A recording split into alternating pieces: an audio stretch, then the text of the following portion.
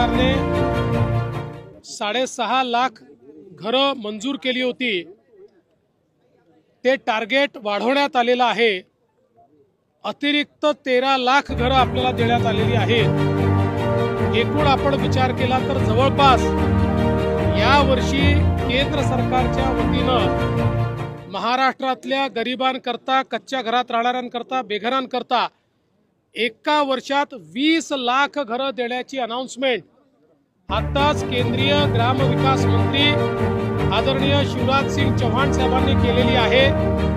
महाराष्ट्राला मोदी सरकारने दिलेली ही अत्यंत मोठी भेट आहे आणि देशाच्या इतिहासामध्ये कुठल्याच राज्याला आजपर्यंत एका दिवसात किंवा एका वर्षात इतकी घरं मिळालेली नाहीत।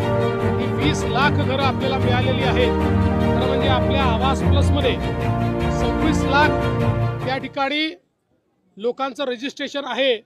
आता ही 20 लाख घरं मिळाल्यामुळे आता फार कमी आपल्याकडे त्या यादीतले बेघर लोक राहतील, जे पुढच्या वर्षी आपण कंप्लीट करू शकू। त्यासोबत एक अजून महत्त्वाची अनाउन्समेंट त्यांनी केली आहे की पूर्वी सर्वेक्षणामधले जे निकष होते ते निकष देखील आता त्या ठिकाणी डायल्यूट करण्यात आलेले आहेत।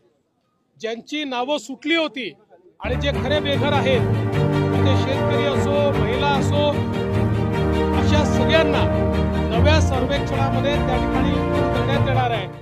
ती जी यादी बनेल त्या यादीतल्या लोकांनाही येत्या 5 वर्षामध्ये घरं द्यायची हा निर्णय माननीय मोदीजींनी केलेला आहे आणि तोच संकल्प आज शिवराज सिंग चौहान साहेबांनी या ठिकाणी सांगितला। मी महाराष्ट्राच्या वतीनं माननीय देशाचे प्रधानमंत्री मोदीजी आणि केंद्रीय ग्राम विकास मंत्री शिवराज सिंग चौहानजी या दोघांचेही मनापासून आभार मानतो की आज 20 लाख घरं त्यांनी महाराष्ट्राकरता दिली आहेत।